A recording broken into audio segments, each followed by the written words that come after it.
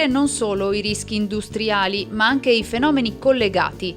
Tale visione lungimirante ha portato la Regione Veneto per prima ad istituire un tavolo di coordinamento per la lotta agli illeciti ambientali, esperienza citata dal comandante del Corpo Nazionale dei Vigili del Fuoco in commissione bicamerale Ecoreati, quale esempio virtuoso da esportare a livello nazionale. Un tavolo a cui siedono, oltre alle prefetture, anche i Vigili del Fuoco, l'ARPAV, l'Università di Padova, l'ANCI e naturalmente i carabinieri dei NOE. Lo scopo è quello di dare il massimo supporto agli inquirenti nella lotta agli illeciti relativi ai rifiuti, in modo particolare al tema dei roghi. Un'iniziativa importante a cui si collegano molteplici azioni.